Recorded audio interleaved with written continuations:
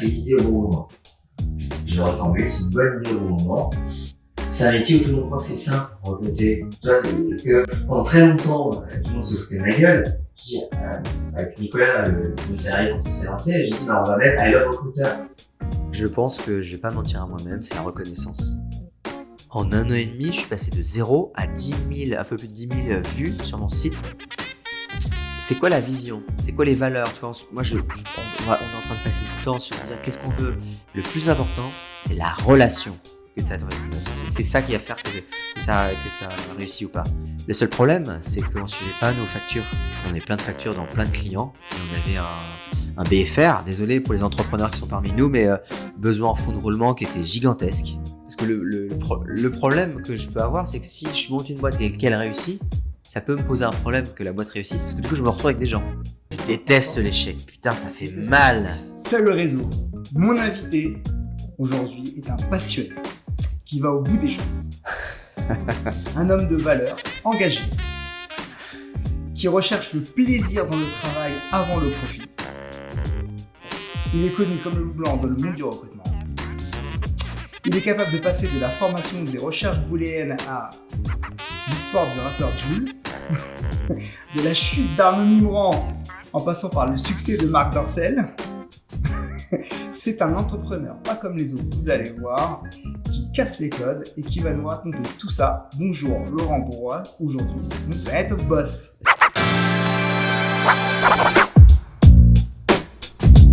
Salut Dan, merci de m'accueillir dans tes jolis bureaux.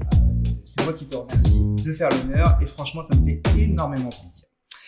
Alors on se connaît depuis pas mal de temps. Ah oui, ça fait une bonne dizaine d'années quand même. On se suit régulièrement, on se voit régulièrement et c'est ce que j'apprécie parce qu'on partage nos points de vue, etc. et c'est génial. Alors le principe du Planet of Boss, comme tu as pu le voir sur d'autres vidéos, c'est un échange. C'est pas une interview formelle, conviviale. On se dit tout. Si t'as pas envie de répondre, tu réponds pas. Ça va être compliqué. Alors, on va commencer par ton activité du moment. Donc, si tu peux nous raconter ce que tu fais, la société que tu as créée, c'est un moment où tu vas pouvoir pitcher. Alors, du coup, moi, effectivement, aujourd'hui, je raconte des histoires d'entreprise sur un podcast qui s'appelle Il était une fois l'entrepreneur. C'est un podcast, mais non, je vais y arriver, hein, qui commence à décoller. Et à côté de ça, ce podcast est inscrit dans un projet qui s'appelle Inspire Média. Et à côté de ça, pour la partie monétisation, je suis en train de développer une activité où j'accompagne les entreprises à créer aussi des podcasts. On fait de la création, de la formation. J'en suis au tout démarrage. Donc vraiment, c'est... En fait, tu vas accompagner les entreprises qui souhaitent se lancer sur le podcast. Exactement. C'est que faire quelque chose de pérenne, tu vois. Moi, produire, en fait. Exactement. C'est que nous, on les accompagne pour identifier l'angle, parce que c'est hyper important pour être différenciant. On va travailler sur la partie, les questions, comment on va orienter, sur l'écriture, sur le script, sur le choix des visuels, sur le choix, tout l'univers sonore. Là, pour le coup, c'est pas moi ma spécialité, mais c'est la spécialité de Claire, puisque je vais m'associer avec quelqu'un sur cette partie-là. Donc là, j'ai signé mon premier client il y a 1 mois, il y a 2 semaines. Bah ouais. Donc c'est un démarrage d'activité. Magnifique. Et ça me rappelle mes jeunes années il y a 10 ans justement. Ouais. Et puis en plus, le podcast, c'est grave à la mode. Ouais. Et puis ça, je trouve que c'est un format tellement facile. Tu fais du sport, tu es dans la voiture, tu marches. C'est ça. C'est génial. Pour toi qui es un hyperactif, voilà. ça marche très bien avec le moi, sport. Moi, ça marche. Moi, j'adore la cuisine, donc mets mes écouteurs pour écouter un podcast quand je cuisine. Même si c'est important d'écouter le son de ce que tu cuisines pour être sûr que tu n'es pas en train de cramer ton plat, mais bon. Non, mais oui, c'est un super moment. On parle de moments interstitiels, c'est-à-dire que par exemple, tu prends le métro ou tu vas faire des courses, tous les moments où tu peux pas regarder une vidéo parce que tu fais autre chose, tu utilises tes yeux. Le podcast s'insère parfaitement. Il y a je te le dis parce que je trouve la référence géniale. Il y a un écrivain qui parlait de la génération AirPod. C'est-à-dire que le podcast est devenu la nouvelle télévision avec la génération AirPod. Tu vois bien dans la rue quand tu te balades dans Paris, alors très parisien aussi d'ailleurs, mais quand tu te balades dans la rue, tous les gens qui ont des AirPods dans les oreilles et qui écoutent du podcast. Tu vois, il y a vraiment c'est un accompagnement. Moi, le premier. Depuis l'arrivée des AirPods 2016-2017, il y a eu un accompagnement. Tu vois, la technologie a suivi l'adoption en fait de ce médium-là. Donc c'est top. Alors par rapport à ton parcours, J'ai vu que tu as commencé dans le recrutement à Londres. Ouais, moi je viens de l'école des chasseurs de chasse de tête à Londres. Tu sais, l'école où tu évalues au nombre d'appels, tu passes ta journée. C'est quasiment un centre téléphonique. KPIs. Je devais faire 50 appels par jour. Pour moi, c'était un peu compliqué, mais c'est une super école pour le coup. Et du genre, la seule fois où je suis arrivé en retard à 8h32, le boss est arrivé, il m'a regardé. You're late. Et deuxième chose, une fois, j'avais oublié ma cravate. Il m'a regardé, il a fait go back to your room. Ok. Tu vois, donc c'est une école à la fois où t'apprends plein de choses, parce que la rigueur, t'es dans la rigueur, les appels, et moi, au départ, je parlais pas très bien anglais, donc inutile de dire que on parlait tout à l'heure de l'école, si je peux dire, et là, j'ai dû apprendre l'anglais pour parler et m'adapter au candidat, un truc de malade et par rapport aux entreprises. Donc, c'est une école qui est difficile, mais c'est une école qui moi, je peux payer assez plus qu'un an et demi maximum, ce que j'ai fait. Mais voilà, au-delà de ça, il fallait que je passe à autre chose. Parce que moi, tu apprends forcément autre chose, parce que là, tu dépasses les limites. Exactement. Ouais, exactement. Là, faut que tu te testes, quoi. C'est ça. Et voilà. Et moi, le problème, c'est que à la fin, tu finissais par gamer le système. C'est-à-dire que, pour faire mes 50 appels, j'appelais des téléphones portables où je savais que je tombais sur le répondeur juste pour faire mes chiffres. Parce qu'en fait, il comptabilisait au niveau d'appel. Et dès que quelqu'un décrochait, ça comptabilisait comme un appel. Et du coup, moi, j'arrivais le vendredi, j'en pouvais plus. Et j'avais mes 30 appels où je savais que je tombais parce que le mec, il était pas là depuis longtemps et je tombais sur les répondeurs. J'appelais ces numéros juste pour faire mes chiffres. Tu vois, la perversité que ça c'est bien jusqu'à une certaine limite. Et t'as fait quoi comme étude? Moi, j'ai fait, c'est classique, hein, l'école de commerce. C'est de la psycho aussi. Ah, psycho. Ça, j'en parle pas beaucoup. J'ai fait 4 ans de psycho. 5 ans, pour être plus exact. J'ai fait un stage en droit. C'est sympa. Parce que j'ai jamais vraiment utilisé, mais ça fait partie de mes jeunes années, on va dire, de la reconversion. Oui, j'ai des cycles de 10 ans, moi, en fait. Et au bout de 10 ans, il faut changer. Que tu fasses autre chose. Oui, je fasse autre chose, exactement. En tout cas, c'est très belle école. Oui. Très belle école pour apprendre l'anglais, très belle école pour apprendre le recrutement. Et c'est vraiment là où j'ai commencé LinkedIn. Tu vois, j'ai commencé à sourcer sur LinkedIn en 2008. Déjà. Parce qu'on ne faisait pas en France. Non, mais à l'époque, on ne faisait pas en en France. 2008, LinkedIn, ça n'existait pas. Parce qu'il y avait déjà des profils, mais Ouais, c'était sur genre. vidéo. Ouais. C'était plus une CVT classique. Exactement. Autre chose, quoi. Ouais, d'accord, ok. Et du coup, comme il y avait personne, t'étais différenciant parce que là, aujourd'hui, t'es pas différenciant en envoyant un message LinkedIn. Là, t'envoies un message LinkedIn comme un message. C'est qui ce mec qui m'envoie un message? Il m'envoie un message, mais d'où ça sort? Ouais, donc, forcément, quand t'es seul à le faire, les gens répondent. Donc, ça me permettait d'avoir, et de fil en aiguille, c'est devenu, c'est là où j'ai commencé à faire des formations et c'est devenu un business, en fait. Moi, ça me rappelle quand j'ai fait mon premier stage en Angleterre. Et toi aussi, t'as fait l'école anglaise? J'ai fait 8 mois seulement, j'ai pas fait un an et demi. C'était un stage d'école de commerce, tu vois. Et j'avais le niveau d'anglais qu'on a après le bac, après un bac plus 2 et après donc ça veut dire je sais pas quoi. Ouais, c'est ça. Donc tu sais pas dire un mot, tu vois. Maintenant j'ai eu je crois 17 au bac et tu sais pas dire un mot en anglais. Et j'arrive en stage, je m'en souviens toute ma vie. Donc ça devait être en janvier, je sais pas, il faisait froid et pleuvé, bon, c'était en Angleterre, quoi. Et ouais, je sais, c'est moche, c'est gratos. Et j'arrive, le téléphone sonne, c'est une boîte de télécom, je m'en souviens, c'est une boîte de télécom, j'arrive, le téléphone sonne, et le boss fait, réponds. Ah, okay. Gros classique à l'anglaise. Et là, je réponds. Je raccroche. C'était qui? Je raccroche. J'ai rien compris. J'avais rien compris. Ah, le mec, il t'a défoncé, quoi. Non, il était mort de rire. J'avais un boss exceptionnel. Un boss exceptionnel. Mais un anglais? Un anglais. Mais il était par terre, mort de rire, parce qu'il savait que ça allait se passer comme ça. Et en fait, génial. C'est génial. Il m'a dit, ok, donc on a appris, il a parlé, donc j'ai parlé avec tout le monde, etc. Et mon exercice, c'était de répondre tout le temps au téléphone. Ah, bah, très bon exercice pour le coup. Super exercice. Alors, avant d'entrer dans le vif du sujet de l'entrepreneuriat, quelques questions sur le plan personnel. Oh là là. Eh oui. Alors, j'ai lu sur tous des articles, enfin, je sais pas sur tous les mais sur beaucoup d'articles, que ce soit sur ton blog, que ce soit même sur LinkedIn, tu mets souvent en avant le fait d'être papa entrepreneur. Ah, ouais, c'est intéressant comme question. Figure-toi que ma femme me disait ça l'autre jour, elle me dit, mais moi, je dirais que je suis maman entrepreneur. Mais Elle me dit, pourquoi tu fais ça? Alors, Et c'est une bonne question. Je voudrais pas te faire une réponse bateau, en fait. Du coup, je cherche la vraie raison.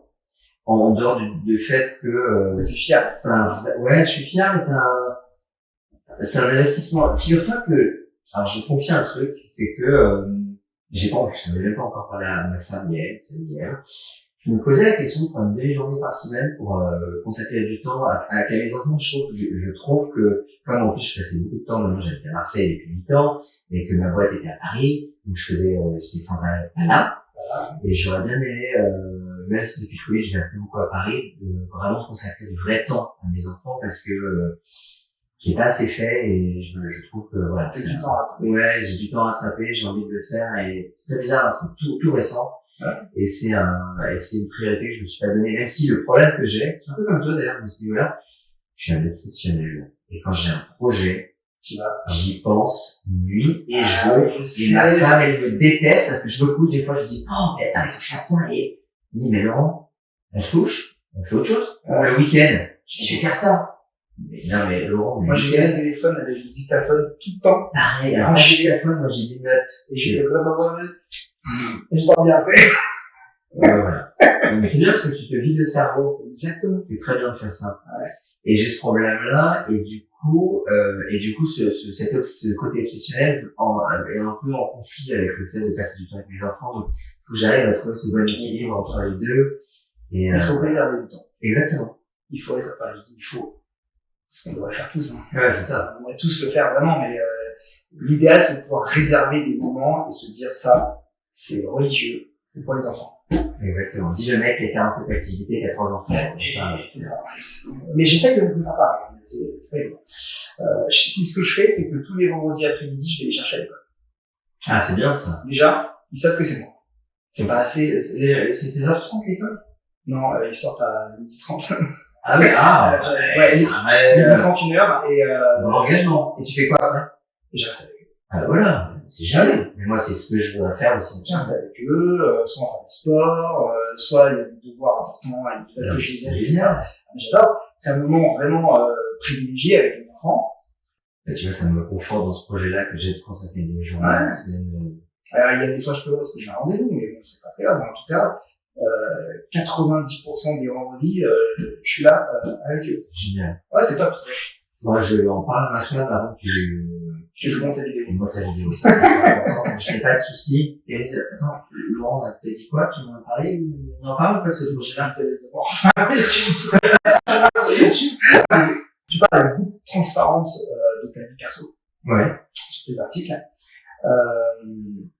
Est-ce que tu arrives à faire la part des choses, à déconnecter, à qui est le Laurent pro, qui est le Laurent perso? C'est la même personne. C'est la même personne. Ouais, en fait, c'était le même à la maison. Ouais, c'est ça. C'est en fait l'autre jour, Gaël voit un type qui est dans l'entrepôt, le type dit, bon alors Laurent, raconte-nous comment s'est passé ton départ, vraiment, quoi, et là, Gaël dit, mais, en fait, il a déjà tout dit, il est comme il est, en public, en privé, il n'y a pas j'ai pas de limite dans le sens, sauf s'il y a des choses très privées que je peux pas dévoiler sur les autres personnes. Mais sinon, déjà, je suis une personne, j'ai du mal à mentir. Ça me demande un effort énorme. Je suis pas un bon menteur. Donc, pour moi, c'est la même chose, en fait. Que je sois privé ou public, je respecte juste l'intimité des gens. Par exemple, Gaëlle, ma femme, déteste quand je pose des photos sur les gens ou sur autres et machin. Tu la cites souvent, mais voilà, c'est ça. Bon, après, elle aussi, elle utilise LinkedIn, hein, c'est la leçon. Et t'arrives à te ressourcer, t'arrives à trouver d'autres moments pour te ressourcer qui sont c'est une bonne question. Vraiment à toi, quoi. Alors, avec 2 enfants en bas âge, c'est pas simple. Alors, ils sont moins en bas âge, ils ont 6 et 8 ans, mais oui, j'y arrive. Moi je suis un introverti, donc à partir du moment où j'arrive à lire, j'arrive à m'isoler, etc., j'ai besoin de beaucoup de temps. J'ai besoin de temps pour moi, en fait. Ça se voit pas, mais j'ai quand même besoin de temps pour moi. Avec tout ce que tu fais. Contrairement à toi, qui est plutôt, je pense, extraverti, non? Non, tu vois. Ouais. Un petit peu. Ma femme est contente. Alors, une dernière chose qui va faire le lien avec la suite, tu vas voir. J'ai pas mal lu tes articles, tes blogs. J'ai vraiment bossé. D'ailleurs, t'as mis la pression avec le post que t'avais mis ou les gens qui préparent mal leur interview. J'ai l'impression que t'as pas mal évolué, t'as beaucoup mûri. Tu vois, t'es passé du cabinet, t'as créé une institution. Mais c'est vrai. T'as un réseau extraordinaire, etc. Et j'ai l'impression que malgré toutes ces évolutions, t'es toujours en train de te chercher. C'est intéressant, c'est comme, est-ce que, tu vois, là, tu repars à zéro sur le podcast, avec une nouvelle activité, et, j'ai l'impression que c'est sans fin. C'est intéressant comme question. Je veux dire pourquoi. Je pense que je suis comme ça. J'ai besoin de me rechallenger, de me repartir sur quelque chose de nouveau. J'ai besoin de créer en permanence, en fait, quelque chose de l'ordre de la création, en fait, de créer, de relancer le lancement. Je suis en train d'imaginer lancer un événement autour du podcast avec le même format que le recrutement, avec des systèmes d'échange entre pairs. Tu vois, je sais que ça se fait très peu dans le milieu du podcast. Donc j'ai l'impression que j'attaque un nouveau secteur où je vais pouvoir impulser un peu ce que j'ai essayé de faire à mon niveau, professionnaliser le recrutement en posant des bases. Là, j'ai envie de le faire dans un nouveau secteur. Et le côté nouveauté, se lancer, créer, c'est un truc que moi j'adore faire. Là où je suis moins bon, je pense que c'est simplement gérer, manager. Je pense que j'étais pas un très bon manager. Ouais, exactement. Créer du contenu, faire des comptes, faire quelque chose de nouveau. Tu vois, il y a quelque chose de là. Moi, j'adore écrire. Le contenu, c'est un truc que j'aime beaucoup faire. C'est pour ça qu'avoir un média, je m'éclate. Tu vois, c'est un truc. Et là, en plus, alors c'est du temps. Pour le coup, le podcast, si je dois faire un retour aux gens qui veulent lancer un podcast, parenthèse, c'est un média du long terme. C'est un média comme diraient les anglo-saxons, du long game. Il y a besoin de temps. Moi, entre février 2021, où j'ai lancé mon podcast, et maintenant, ça fait 1 an et demi, et c'est que maintenant où je commence vraiment à exploser. Tu vois, là, je suis entre 15 et 20 000 écoutes mensuelles. Là, c'est des très bons podcasts. Tu vois, donc, là, mais au tout départ, j'ai mis du temps à atteindre les paliers. J'étais à 100, 200, 300, 400 écoutes mensuelles. Après, tu vois, j'ai pas atteint un palier à 1000, puis à 5000. Et là, j'atteins un palier entre 15 et 20 000. Donc, tu vois, il y a des paliers à atteindre, mais contrairement à YouTube. YouTube, si tu fais une vidéo incroyable, tu peux tout de suite buzzer. Le podcast, c'est le média, je dirais que c'est presque l'anti-buzz. Faut le trouver, c'est le bouche à oreille, c'est le LinkedIn, c'est la régularité qui paye. Et ça, c'est vraiment les conseils que tu donnerais à quelqu'un c'est d'être patient. Exactement. De pas aller dans la machine. Ce qui est pas simple parce que beaucoup d'entreprises cherchent de l'immédiat, etc. Et du coup, c'est un média au ROI qui prend du temps. C'est ce que, du coup, maintenant que je commence à couper des boîtes, c'est le message que je suis en train de passer sur le sujet. D'ailleurs, tu as fait un article là-dessus. Ouais. Exactement. Ok, parlons de Laurent, entrepreneur. C'est comme ça qui nous anime aujourd'hui sur Planet of Boss. Alors, qu'est-ce qui a fait que tu as voulu te lancer dans l'entrepreneuriat? Tu étais à Londres. En fait, j'ai fait cabinet, j'ai commencé à faire des formations LinkedIn, et je me suis dit, mais dis donc, en 2009, mais dis donc, il y a peut-être un truc à faire là-dessus. Et c'est devenu un business, en fait. C'est devenu un business, ok. Donc c'est l'opportunité. Exactement. Qui t'a fait switcher. Exactement. Et j'étais associé à l'époque, donc Linkuman, ça s'appelait, mais bien suédois, qui s'appelle toujours Jörgen Sundberg, et on a commencé comme ça, et au départ, on formait tout le monde, et puis on s'est dit, lui aussi, c'était un ancien recruteur, on s'est niché sur le recrutement, parce qu'on a vu que c'était là où il y avait le plus d'opportunités. Et puis après, quand j'ai vu le marché français, j'ai regardé un peu ce qui se passait, et j'étais d'ailleurs avec le premier français qui bossait pour LinkedIn, c'était Guillaume Laronde, et qui était encore à Londres. Donc du coup, j'ai vu vraiment la naissance de LinkedIn en Europe, et je me suis dit, ok, il n'y a rien, il faut que je fasse la même chose à Paris. Et c'est là où j'ai trouvé mon premier associé, Jean-Pierre Safana, on s'est dit, on va faire une conférence. Donc, voilà, il y a tout un cycle, mais moi, j'ai pris les idées que j'ai vues à Londres, et je les ai juste importées en France. C'est vrai qu'à l'époque, quand on parlait de sourcing, on parlait de CVTech, et en fait, c'est vrai que c'est intéressant d'avoir cet œil nouveau sur des pratiques que vous connaissez pas, en fait. Ouais, la recherche booléenne sur Google, moi, je l'ai appris grâce à vous. Ouais, ça, c'est fou, hein. Quand moi, je faisais des formations LinkedIn avec du booléen, j'en ai un. Et c'était, Alors, nous, ici, chez Autotune, on a toujours maîtrisé Boolean parce que c'est ce qu'on utilisait dans les CV Tech. dans les années 2010-2011. Ouais. Oui, en fait, parce que Oui, c'est vrai. tous les moteurs fonctionnaient au Boolean, alors pas aussi puissant que ceux de Google, mais c'était quand même des Booleans, tu vois. Et mais c'était le côté sur Google, je trouve des CV. C'était ça qui était innovant, quoi. Après, on n'était pas les premiers, hein. Il y avait Benoît, bien sûr. il y a Benoît, il y a aussi qui était très précurseur, Benjamin Chaminade.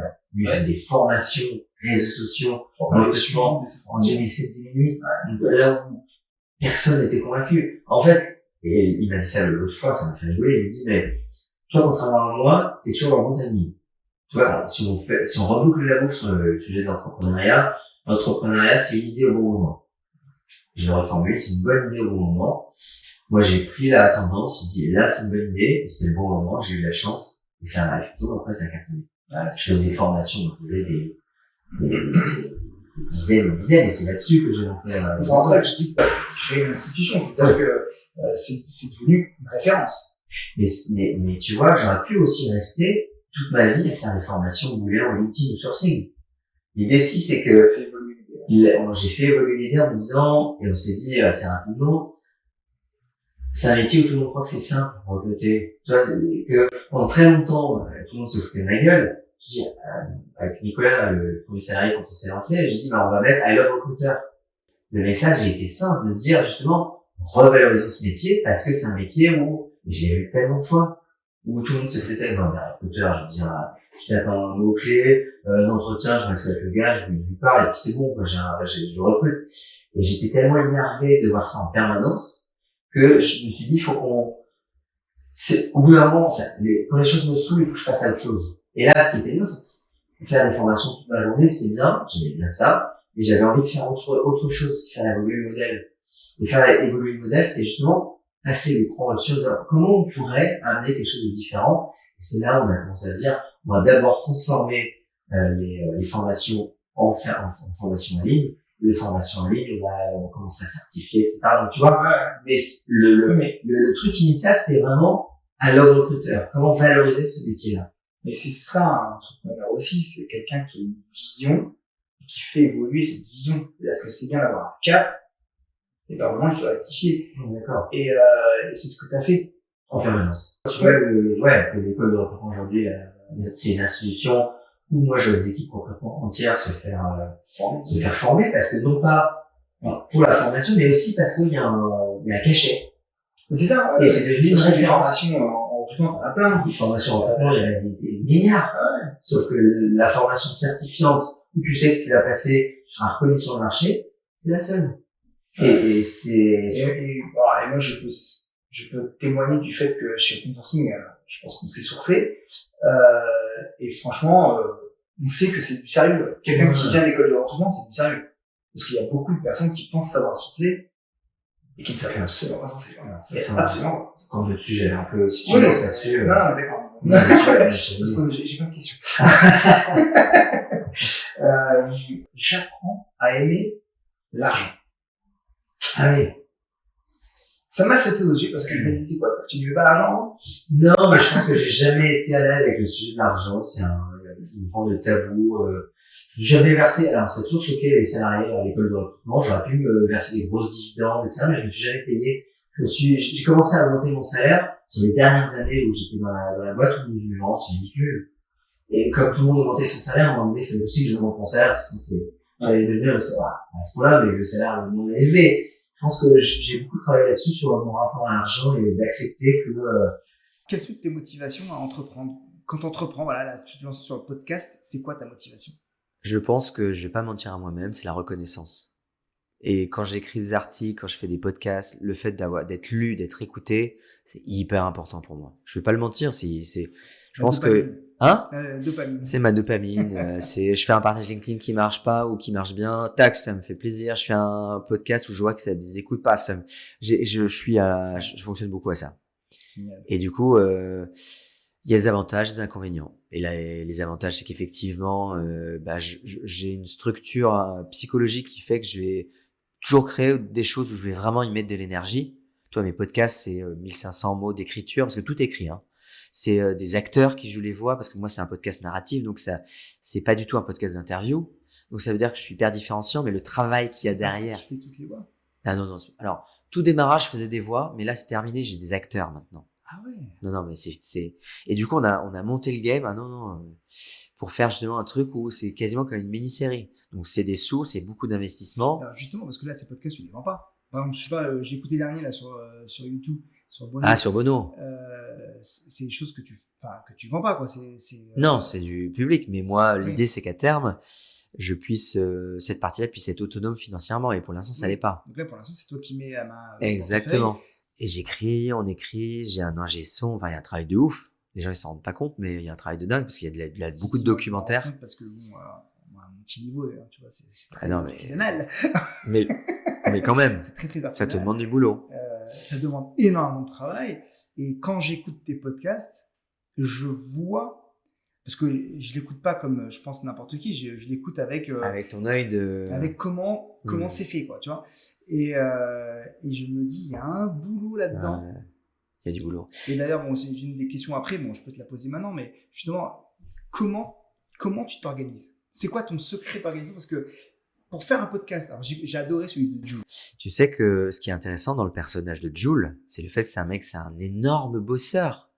C'est que le mec, il est pas arrivé par hasard. Et du coup, il y a eu plein de gens, parce que Jules, c'est une musique quand même particulière, on va pas se mentir non plus, mais le mec, c'est une brutasse de danse, et fondamentalement, je pense que c'est un vrai gentil. Il fout pas des filles à poil sur ses bagnoles, il a pas le côté bling bling. Enfin, tu vois, il y avait pas l'ancienne génération rappeur, mais c'est un vrai bosseur qui fait profiter ses amis de son boulot. Mais c'est fédéré.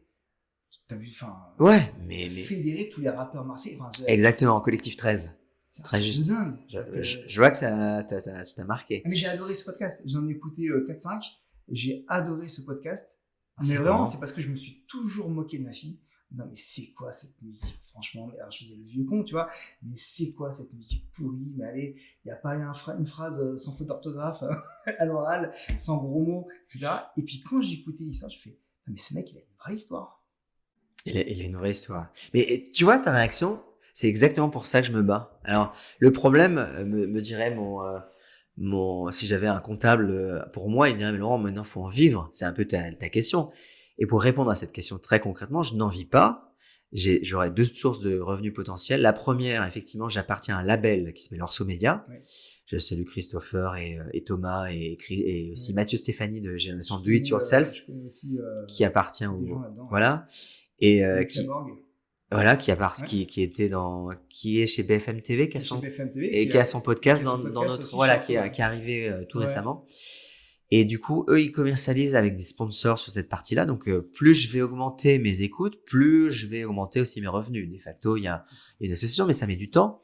Mais l'idée, moi, c'est que ça soit l'équilibre et que je me rémunère sur la partie, j'accompagne les entreprises sur la partie podcast, tu vois. Donc, il y a deux trucs. Et le truc qui est intéressant aussi, c'est que toutes mes histoires, je les transforme en articles. Toutes. Oui. Ouais. Et du coup, en 1 an et demi, je suis passé de 0 à 10 000, un peu plus de 10 000 vues sur mon site. Parce que le SEO derrière, moi, je me positionne sur tous les entrepreneurs que je fais parce que je fais des articles longs avec des dialogues, des histoires. Donc, les gens le lisent et Google finit par se dire, OK, ça veut dire que si les gens prennent le temps de lire, ça veut dire que son contenu est intéressant. Ouais.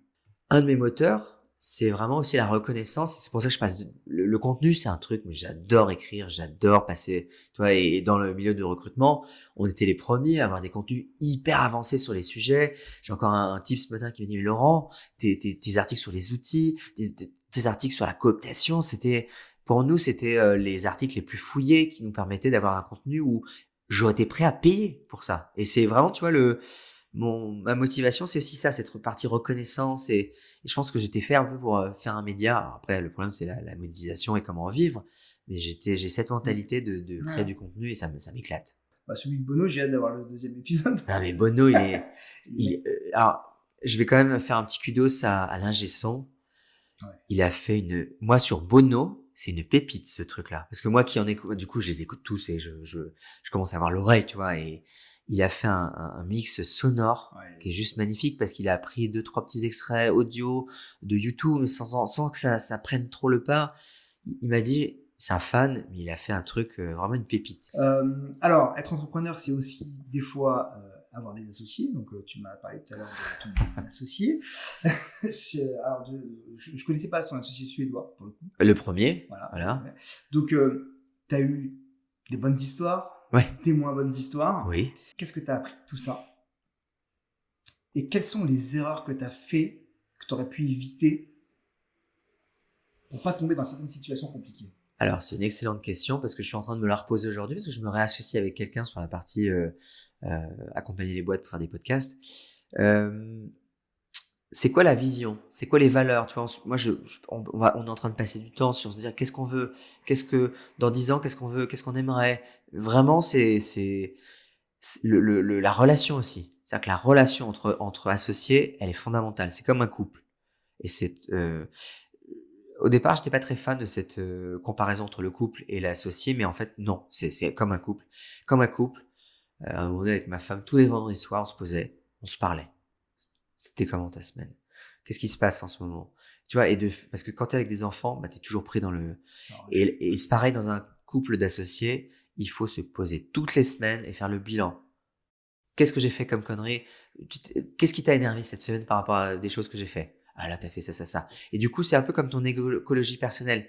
Il faut avoir des temps pour les associés. Il faut se poser les bonnes questions au démarrage, mais passer des journées entières à se dire ce qu'on est fait pour bosser ensemble. Parce que les compétences, qu'elles soient complémentaires ou pas, c'est pas le plus important. Le plus important, c'est la relation que tu as avec ton associé. C'est ça qui va faire que ça réussit ou pas. Que les mecs, ils ont les mêmes compétences, pas les mêmes compétences, on s'en tape le coquillon. Ce qui est important, c'est la qualité de la relation. Et du coup, j'en suis revenu à ça aujourd'hui, c'est comment tu entretiens cette relation. Tu me disais tout à l'heure, vous parliez sans arrêt tous les deux ensemble avec Sébastien. Ben, c'est ça, c'est d'instituer ce dialogue, mais permanent. Et je rajouterai la confiance. Mais qui naît de dialogue permanent et de... Il faut avoir confiance. Il faut faire confiance. Il faut faire confiance, il faut avoir confiance. Allez, évidemment, il ne faut pas être débile. Mais c'est-à-dire que je suis d'accord avec toi, c'est-à-dire que ta relation, tu l'as construite, tu sens que tu as une relation qualitative, tu sens que tu peux avoir confiance. Et c'est en fait ça qu'il faut chercher. C'est que chercher la personne avec qui tu vas travailler en confiance. Parce qu'en fait, il n'y a rien de pire que les associations qui pètent pour l'argent, pour l'ego, c'est là qu'il faut avoir confiance. On est là, croire au projet, se battre pour le projet. Exactement. Et laisser nos égos et nos intérêts personnels en second plan parce que c'est d'avoir la boîte. Ça, il faut que tu les définis en amont de l'association, tout ce que tu dis. C'est-à-dire, tu vas dire, ok, lui, il a de l'ego, mais c'est pas grave, on va travailler avec, ça fait partie de ce qu'il est, et ça nous aide parfois à avoir de l'ego, ça aide aussi à avoir de la visibilité. Par exemple, dans la potentielle association qu'on est en train de faire avec Claire, elle sait que je suis quelqu'un qui aime la lumière et que ça va nous aider à ramener du business, tu vois. Et elle est prête à être, tu vois, chacun, faut qu'on soit prêt à jouer avec les qualités et les défauts de l'un et l'autre, il faut se connaître. Et la connaissance passe par cet échange, la relation, l'échange permanent, comme un couple. Au début, t'as rien, donc tu t'associes sur rien. Oui, donc t'es là, c'est super. C'est la relation. Moi, je suis comme toi, j'adore le début d'une entreprise. Tu crées, il y a tout à faire, c'est génial, c'est super. Mais après, il y a de l'argent, il y a du recrutement, il y a des imprévus.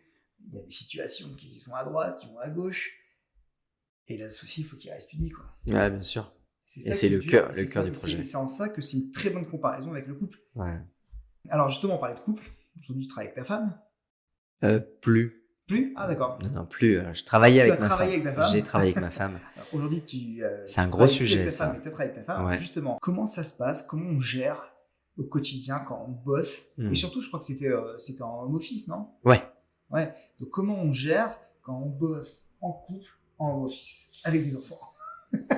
Alors, c'était compliqué. Alors, non, mais alors, ça s'est très bien passé au démarrage. Moi, alors le problème que j'ai, c'est que je suis très cash. Je dis les choses comme elles viennent. Il y a aucun filtre dans le positif et un négatif. Du coup, ma femme est plutôt sensible, donc c'est pas toujours simple.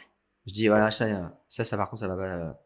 Du coup, des fois ça pouvait mettre des tensions. Déjà la première tension. Mais néanmoins au démarrage ça a très bien fonctionné parce que moi j'avais encore ma boîte. Du coup j'étais très pris, donc je l'aidais un peu en side project, tu vois. Et puis quand j'ai quitté l'école de recrutement, je me suis mis pas full time mais beaucoup plus. Et c'est là où les tensions sont un peu accumulées parce que quand je m'y mets, c'est à 600% et j'y pense nuit et jour. Alors qu'elle, elle aime bien séparer les choses et du coup, ça nous a posé un souci dans notre couple. Je me couchais et j'étais allongé, je disais, non mais attends chérie, est-ce que t'as pensé à ça? Elle me regarde, je dis, mais attends, on se couche. Et puis elle, si en plus elle commence à penser, ça l'empêche de dormir, du coup elle passe des mauvaises nuits. Donc c'était catastrophique. Donc le week-end et avant de se coucher. Et du coup, il a fallu que moi qui suis un petit peu obsessionnel, il a fallu que machin, on s'est rendu compte que ça avait un impact négatif sur notre couple aussi. Ouais.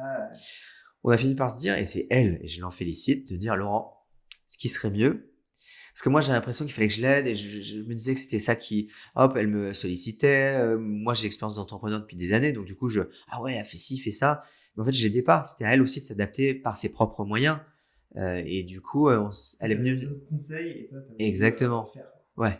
Et moi, j'étais là, c'est bon. Et en fait, au final, c'est elle un jour qui est venue me dire, en tout cas, j'y réfléchis, je pense que c'est mieux que tu prennes de la distance et que chacun, voilà, on retrouve un peu de la liberté. Et voilà, ça a très bien marché pour nous. Pour notre couple, c'était plutôt une bonne nouvelle. C'est une sacrée expérience. Ouais, c'est une sacrée expérience, mais on est différents dans la façon de gérer. Ok, on dit souvent que l'entrepreneur en France, ça c'est réservé un petit peu aux mauvais élèves. C'est-à-dire que c'est pas ce qui est le plus noble. Ouais, alors c'est hyper intéressant ta question. Je vais étayer avec 2 exemples. Xavier Niel. Tu vois, j'ai fait des épisodes sur Xavier Niel et Marc Simoncini. Et tous les deux, c'est plutôt des élèves pas très bons à l'école, mais qui avaient une façon de penser différente, tu vois, et en général, les entrepreneurs des années 80, Bernard Tapie, c'est aussi un peu le cas. Mais les entrepreneurs des années 80, ils étaient pas très bons à l'école, c'était pas les meilleurs à l'école. Tu vois, ils auraient fait aujourd'hui des écoles de commerce de seconde zone, ils auraient fait un bac, alors désolé, hein, mais c'est pas du tout, mais un bac +2, ou ils auraient fait ou un bac tout court. Mais et aujourd'hui, c'est exactement le contraire quasiment. On voit bien, si tu regardes dans les podcasts d'entrepreneurs, je ne suis pas un podcast d'interview d'entrepreneurs, je suis un podcast de narration, mais tu vois, le mec, d'ailleurs Mathieu Stéphanie le disait dans Génération Do It Yourself, ou Pauline Léniaud, je n'ai que des HEC. Sur certains métiers, j'ai quasiment que des HEC entrepreneurs. On a aujourd'hui plein de jeunes qui viennent de ces formations-là. En tout cas, c'est sûr qu'on apprend plus l'entrepreneuriat à l'école aujourd'hui maintenant qu'avant. C'est possible. Mais en tout cas, les profils des entrepreneurs, entre moi, qui fais maintenant l'histoire de ces entrepreneurs, et ceux d'aujourd'hui, il y a un vrai écart. Et ce qui fait que du coup, aujourd'hui, l'entrepreneuriat est devenu à la mode. Tu vois, c'est plus et aujourd'hui, voilà, t'as un vrai changement. Mais quand tu regardes dans les années 80, 90, 2000, dans les années 2000, c'était un peu plus à la mode parce que t'as eu les startups des années 2000, 2001 avec le crash, etc. Là, je suis en train de faire un gars qui s'appelle Denis Chalumeau, qui a fait, je crois, qui a fait une école d'ingénieur. Donc, tu vois bien que c'est pas les mêmes profils des années 2000 que les années 80, 90 et encore moins ceux des années actuelles. Tu vois, il y a vraiment un changement que je vois moi dans les formations et dans les... Et qui sont plus agiles, même au niveau management moderne. C'est-à-dire que les jeunes entrepreneurs, ils ont quand même une façon de gérer leurs équipes qui ne nous ressemble pas et qu'on n'arrive même pas à faire. Enfin, et tant mieux. Et tant mieux, oui. Et tant mieux parce qu'ils n'ont pas le choix. Leurs salariés demandent ça. C'est ça. Tu vois, Welcome to the Jungle, qui est hyper en avance sur des sujets comme la semaine de 4 jours, les vacances illimitées. Nous, à l'école de recrutement, on a les vacances illimitées. On a le fait que les gens ils viennent pas au bureau, on s'en fout. Il y avait une dimension, ils prennent autant de vacances qu'ils voulaient. Donc nous, on l'a mis en place en 2016. Tu vois, donc on était assez précurseurs. Je m'étais posé la question même de faire une entreprise libérée, mais ça correspondait pas vraiment. On a un mode de fonctionnement très libre où tout le monde donne son avis, mais ça nous correspondait pas ce côté entreprise libérée pour plein de raisons. On l'a pas mis en place de ce point de vue-là en tout cas. Les salaires sont maintenant fixes et transparents, donc tout le monde connaît les salaires de tout le monde. Ça c'est ma successeur Marion Cosard qui a mis les salaires transparents à l'école de recrutement. Ça c'est un vrai, tu vois. Donc on avait déjà cette tendance-là, et je pense que c'est une demande et un besoin des gens pour donner le meilleur dans une boîte. Et quand tu vois que ce sont les salariés qui m'ont proposé de racheter la boîte, ça veut dire que il y a un tel engagement dans la boîte que ils vivent la boîte tellement dans les tripes qu'ils ont envie de prolonger l'histoire, tu vois. Et c'est la conséquence d'une culture d'entreprise que j'ai mis en place, ou en tout cas qu'on met en place, qui fait qu'on a quelque chose d'extraordinaire derrière, d'implication, qui fait que les gens ils sont à 100%. Je trouve que c'est, cette histoire elle est extraordinaire parce que Moi, j'en connais plein, des gens qui sont là-bas, qui sont à l'école de recrutement. Et en fait, je me dis, cette histoire, c'est une success story. Ce qui m'intéresse, c'est que toi, tu as créé cette école, tu en as fait une institution, et même le rachat, tu as réussi à en faire quelque chose d'intéressant. C'est-à-dire que le fait que ce soit tes salariés qui rachètent, je trouve ça génial. Ouais, mais je trouve ça aussi génial. Parce Alors, que c'est une suite, tu vois, c'est transmission logique. après, c'était une période où j'étais pas très bien, en vrai. Donc, j'ai fait un pas entre dépression et burn-out parce qu'on a eu quelques soucis financiers. J'ai traversé la dernière année pour moi, physiquement et mentalement, c'était difficile. Donc, et du coup, je pense que c'était un soulagement plutôt mais ils l'ont proposé assez vite, tu vois. Ce que je veux dire, c'est que peu importe le contexte, c'était une évidence pour beaucoup de salariés ou qui ont dit, bah, moi, je suis tellement bien dans cette boîte et j'ai envie de reprendre les choses, tu vois, mais le contexte fait que moi, personnellement, j'étais pas très bien. Par contre, c'était bien, parce que c'est une grosse claque dans la gueule pour me dire, Laurent, c'est bon, il faut que tu fasses autre chose. Arrête. C'est bon, allez, arrête. On a eu des gros soucis de trésorerie. Alors là, quand je me suis lancé, la boîte est passée de 200 000 euros de chiffre d'affaires à 3, à 2, à 1,5 million en 5 ans, tu vois. Donc, pour du service, c'est une belle réussite. Le seul problème, c'est qu'on suivait pas nos factures. On avait plein de factures dans plein de clients et on avait un BFR. Désolé pour les entrepreneurs qui sont parmi nous, mais besoin en fonds de roulement qui était gigantesque. Mais on avait un truc de malade. On avait des centaines de milliers d'euros dehors. Et on en est arrivé à un point où on était à 2 mois de la cessation de paiement. Et du coup, j'ai dans une soirée, suite à une discussion avec un des salariés qui s'appelle Aurélien, j'avais un gars, un entrepreneur qui m'a dit, voilà, si tu as des problèmes, rencontre un tel. Donc j'ai rencontré des gens dont c'était le métier d'accompagner les entrepreneurs en difficulté financière grave pour aller négocier avec le tribunal de commerce, en fait. Et j'en étais au point où il fallait que je rentre ils appellent ça négociation ad hoc pour le négocier, pour que je gèle toutes mes dettes, parce qu'on avait des soucis. Ah, pourtant, la boîte était en croissance, mais j'en étais au point où c'était la trésor. J'ai un problème de sous, que j'avais trop d'argent dehors. Et du coup, j'ai commencé donc, déjà, avant ça, ça a été, je pense, c'est pas la finance, c'est pas ma partie forte. Et du coup, désolé pour ceux qui sont sur l'audio, mais sur ceux qui sont sur la vidéo, je fais au doigt mouillé. Je gérais ma boîte au doigt mouillé. Alors, Marion et Nicolas, qui étaient les 2 personnes qui m'accompagnaient le plus, on essayait de mettre des choses en place, mais c'était tout très relatif. Et quand tu fais le doigt mouillé sur un petit chiffre d'affaires à quelques salariés, ça passe. Mais quand tu atteins 1,5 million entre 10 et 15 salariés, c'est fini. Il faut gérer ta boîte de façon rigoureuse, sinon tu vas directement dans le mur. C'est là où j'ai découvert qu'une bonne gestion, c'est fondamental. Du coup, j'ai appelé 2 gars qui m'ont dit, Laurent, là maintenant, t'arrêtes de payer l'URSSAF, t'arrêtes de payer ton loyer, t'arrêtes de tout payer. Et là, on va faire le point et voir ce qu'on doit faire. C'est une situation d'urgence. Et là, j'ai arrêté de payer tout. Et là, j'ai commencé à recevoir des courriers de l'URSSAF, des courriers d'huissiers qui me disaient, vous n'avez pas payé, vous avez 50, 100 000 euros de dette d'URSSAF en perso, vous devez les payer. J'ai commencé à recevoir des courriers d'huissiers de notre propriétaire. Tu vois, voilà, mais on a gelé tout. En fait, tu étais dans un cycle. Il fallait tout arrêter, sinon on allait dans le mur et je pouvais plus payer les salaires ni rien. Un cercle vicieux, quoi. Et on a commencé à travailler sur le fond. On a mis en place des process pour dire il faut que il y ait des relances automatiques sur toutes nos factures. Il faut qu'on aille chercher du business. Il faut qu'à la fois on ramène plus de business, ce qui était déjà le cas, mais surtout qu'on ramène les factures, qu'on se fasse payer. Donc on a mis une machine et surtout qu'on mette une compta analytique en place. Compta analytique, hein, donc au mois le mois, suivre ce qui se passe, etc. Et donc ces 2 personnes-là, donc un financier et un marketeur, sont venus et ils nous ont entre guillemets redressé la barre et mis en place des process. Et la chance, et ce qui a vraiment fait le passage, donc j'avais commencé à négocier avec le tribunal de commerce, j'ai vu un administrateur judiciaire, ça s'appelle comme ça, pour commencer à rentrer en négociation en vue Et le Covid est arrivé. Et nous, le Covid, ça a été extraordinaire. Ça nous a fait décoller le business, un truc de malade. L'école de recrutement étant une des seules entreprises certifiantes avec des formations à distance, et le fait que le gouvernement propose à tous les gens en chômage partiel de financer leur formation gratuitement, Ça fait que tous nos clients, à un moment donné, sur lesquels on galérait, ont vraiment acheté. On a explosé notre chiffre d'affaires en l'espace de 3 mois. Et ça nous a permis de faire la bascule. Mais moi, personnellement, j'ai pas réussi j'étais épuisé. C'était fini.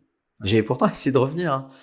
Ils rigoleront quand ils entendront ça. J'ai essayé de revenir et de dire machin, mais j'ai essayé de me la raconter. J'étais au bout de ma vie. Et le projet de podcast était la première pierre pour me reconstruire parce que j'avais besoin justement de retrouver du plaisir dans quelque chose. Et je trouvais du plaisir dans la narration, dans le fait d'écrire, d'être tout seul. Tu vois, j'ai retrouvé le plaisir en fait. Mais ça a mis du temps. Ça a mis une sorte de thérapie aussi un peu. Ouais, c'est très très clairement. En racontant l'histoire des autres, je me disais que ça me permettait de prendre de la distance. D'accord. Tout à fait. Bon, et on en parle des 26 000 impressions là, de Marc Dorcel. 26 000 impressions. De ton LinkedIn, de ton post LinkedIn. Ah. Ouais, alors pour ceux qui voient pas, c'était le buzz. Ouais, c'était marrant. C'était un dimanche 30 août. Je reviens de vacances, tout en content. On a passé un petit séjour en Italie avec les enfants, s'est éclaté. Et là, j'ouvre mes mails. Je dis allez, c'est bon, j'ouvre mes mails. J'ai quand même continué à bosser parce que j'ai lancé plein d'épisodes, notamment les méchants entrepreneurs pendant tout l'été. Je me suis éclaté à le faire. Sympa, cette saga. Ouais, je me suis éclaté à le faire. Et du coup, j'ouvre mes mails. Mise en demeure. Qu'est-ce que c'est que ce truc? J'ouvre le mail, je vois Puzzle Avocat. Je dis Puzzle Avocat, mais c'est une blague. Mon client Marc et Grégory Dorcel vous mettent en demeure de supprimer vos contenus qui nuisent à leur réputation. Et j'avais tout un argumentaire et tous les éléments qui pouvaient poser problème. Je me dis c'est une blague. Donc là, je googlise Puzzle Avocat. Je me dis ouais, c'est un copain à la con qui m'a fait une blague. Et là, je découvre que c'est une vraie avocate et qu'il y a une vraie personne derrière. Et du coup, je me dis, oh là là, l'horreur. Parce que moi, je mets tellement d'énergie, on travaille tous nos épisodes.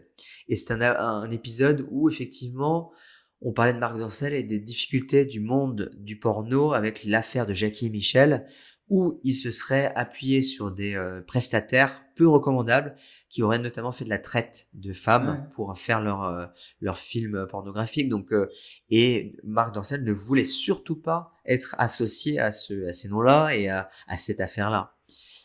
En sachant qu'on les associait pas, mais on les mettait à côté dans l'histoire, en tout cas. C'est ça qui a dérangé. Et c'est ça qui a dérangé. Ouais. Du coup, j'étais totalement dégoûté, mais j'étais vraiment dégoûté. Et j'ai posté l'histoire sur LinkedIn en me disant, c'est pas grave, puisqu'ils veulent me niquer, je vais aussi faire du buzz sur cette histoire.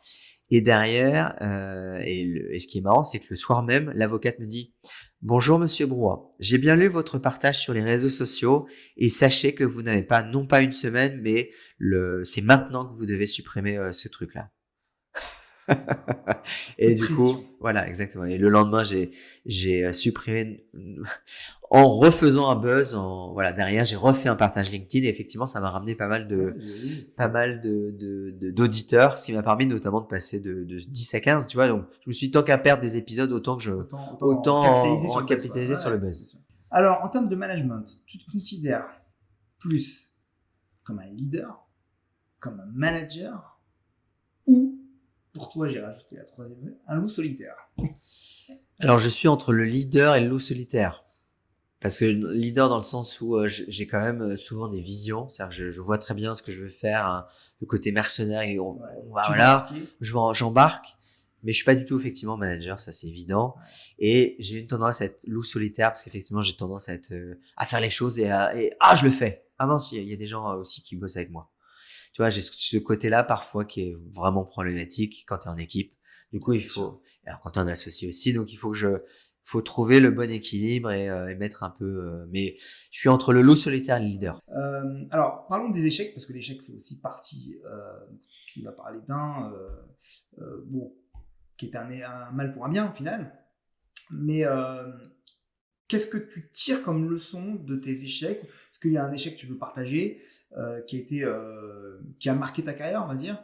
Alors, à part ce que tu nous as déjà dit, mais quelle leçon, en tout cas, tu tires de tes échecs et comment tu t'en nourris pour rebondir? C'est une bonne question. Quelle leçon je tire de mes échecs? Par exemple, mon départ de l'école de recrutement tel que je l'ai fait, pour moi, je l'ai vécu comme un échec parce que j'aurais aimé faire ça différemment, même si au final l'histoire est belle. J'aurais aimé faire ça un peu différemment et je pense qu'ils le savent, mais Du coup, j'ai vécu un peu ça comme un échec et qu'est-ce que j'en tire comme leçon? C'est comment vivre avec le fait que je sais ce côté loup solitaire et comment je monte une boîte. Parce que le problème que je peux avoir, c'est que si je monte une boîte et qu'elle réussit, ça peut me poser un problème que la boîte réussisse parce que du coup, je me retrouve avec des gens. Et du coup, comment je crée une boîte qui corresponde au fait que alors après, je peux m'associer à quelqu'un qui pourrait faire le management, tu vois. Mais à partir du moment où la boîte réussit, comment je gère ça? Tu vois, c'est-à-dire avoir des salariés, commencer à gérer de la trésor, commencer à mettre des process en place. Et ça, j'aime moins. Et comment je gère ça? C'est-à-dire que du coup, mes prises de parole, il faut que je commence à réfléchir. Ok, si je dis ça en interne, ils vont mal le prendre. Et du coup, voilà ce qui va se passer. Donc, il y a tout un processus sur lequel moi, je suis pas fait pour. Et quand je prenais des prises de parole régulièrement sur LinkedIn, pour les salariés de l'école de revenu, ils me disaient, oh là là, t'as dit ça, ça va pas. Oh, t'as fait ça, non, ça va pas. Et moi, pour moi, c'est un truc où ça me pose problème, tu vois. Ouais. Donc, c'est comment je gère c'est très bizarre dit comme ça, mais comment je gère le succès de la boîte? Pour moi, c'est paradoxalement, j'aime bien quand c'est dur, on galère, on est deux, on est au fond d'un garage. J'aime bien ce côté-là, tu vois, où on gagne de l'argent, mais voilà, c'est dès qu'il y a des gens à recruter, dès que ça commence à grossir, c'est là où je dis, oh là, ok, c'est quoi ma place là? Qu'est-ce que je vais faire maintenant? Et quel est ton rapport avec l'échec? Je déteste l'échec. Putain, ça fait mal. Ça fait mal. Aïe, aïe, aïe. Pas l'échec. Non, alors j'aime pas l'échec. Non, j'aime pas l'échec. Ça fait mal. Je peux dire, ça fait mal et tu passes du temps à ressasser. Et je sais que c'est ça aussi qui me permet de me transformer, mais je déteste l'échec. T'arrives pas à passer à autre chose rapidement? Pas tout de suite. Ouais. J'ai un temps d'adaptation. J'ai un temps où il faut que je fasse presque un travail thérapeutique. Non, je déteste l'échec. Okay. C'est dur. Ouais, c'est dur. Hein. Moi, j'adore l'échec, mais je me nourris énormément de ça me nourrit, mais ça change rien. J'adore, attention. Ouais, genre le mec maso, quoi. Ouais, j'aime me foirer. Non, ça me fait que, en fait, on a même des micro-échecs. Tu as des échecs qui ont aucun incident sur ta mais chaque moment où je vis ça comme même si c'est un micro-échec, je me dis, ok, quelle leçon à tenir de ça? Comment est-ce qu'on fera les choses différemment? Différemment et mieux, souvent. C'est pas forcément c'est pas parce que je me suis posé cette question que je le ferai différemment après. J'adore. Mais je me pose cette question. Et des fois, tu mets du temps à trouver des réponses et à comprendre où est-ce que tu as raté, qu'est-ce que tu n'as pas fait, ou qu'est-ce que... Et ouais, je pense que l'échec fait partie quand même de la vie de l'entrepreneur, quoi qu'il arrive. Ouais, bien sûr. Moi, j'adore les feedbacks. Tu vois, sur le podcast, j'ai interrogé 30 personnes pour dire, t'en penses quoi? Qu'est-ce que je peux améliorer? J'adore les micro-échecs, mais je déteste la grosse baffe dans la gueule. Non, il y en a qui m'avaient dit, Laurent, là, tu manges trop les mots. Pendant 6 mois, j'ai fait des exercices de prononciation. Pendant 6 mois, j'ai lu à voix haute. Et hop, ça a permis de passer un cap. Après, au bout de 6 mois, j'ai fait une formation. Paf, ça m'a pas dit. Exactement. Et s'il n'y a pas ces feedbacks, tu peux pas t'améliorer.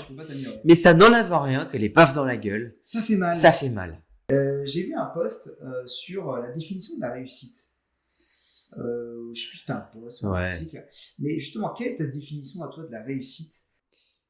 Je trouve que c'est une question qui est difficile. Pour moi, la définition de la réussite, c'est faire quelque chose que j'aime bien et qui ait un écho, qui ait de l'impact, en fait. Il faut qu'il y ait de l'impact. C'est pour ça que l'école de recrutement, c'est un impact. Je sais que si j'ai pas un truc où il y a de l'impact, on revient sur la reconnaissance. On revient sur la reconnaissance et sur le fait il doit se passer un truc pour moi. Il faut si je fais un truc et qu'il n'y a pas d'impact, et d'ailleurs, ça peut être dans tous les sens, peu importe l'impact. Mais il faut qu'il y ait de l'impact. Je pense que, je sais pas si t'as déjà fait MBTI, mais j'ai un profil très influenceur, tu vois. Côté, il faut qu'il se passe des choses, faut que j'arrive à influence, et c'est mes forces. Et avec les faiblesses qui vont avec, côté management, mais tu vois, il faut qu'il y ait un impact. Donc toi, L'argent n'est pas un moteur. Très clairement pas. Mais ce qui va me plaire, c'est, quand j'étais dans le recrutement, je voyais quelqu'un qui venait, qui me disait, mais c'est génial ce que tu fais, ça a changé ma vie, j'ai envie de faire du recrutement grâce à toi. Là, j'étais bien. Tu vois, et quand quelqu'un me dit sur mon podcast, j'ai écouté ça, mais alors ça m'a touché à un point où je me suis dit, voilà ce que faut que je... Et là, pour moi, je sais que je suis au bon endroit au bon moment. T'es hobby. Ça tombe mal parce que j'ai un peu changé mes Je t'ai vu hobbies. sur une photo en jiu-jitsu, non? Ouais, je faisais beaucoup de jiu-jitsu brésilien. Ouais, c'est ça. Ouais. Et en fait, j'ai arrêté parce que j'en bavais trop. Et c'est un sport qui est d'une exigence physique hallucinante. Et j'étais arrivé à un moment donné où vomir trop souvent sur le tatami, c'est pas non plus donc du coup, je me suis lancé en faisant des foot, des five avec des copains de l'école, un peu comme toi. Je fais du tennis avec des copains de l'école. Là, je fais un badminton avec des copains de l'école. Enfin, j'ai changé. Je suis un peu moins dans la performance et plutôt plus dans le plaisir aussi. Ok, et ben merci beaucoup Laurent. Merci Dan. J'ai l'impression d'être passé sur un divan de thérapeute. Ah ouais, bah, Ouais, c'était c'est bien. marrant. Ouais, c'est génial. Rapide. Bon, j'espère que tu vas pas me facturer trop cher à la fin. Non, t'inquiète pas. J'espère que le résultat te plaira. Et en tout cas, moi, j'ai pris beaucoup de plaisir à échanger avec toi. Merci. Salut réseau.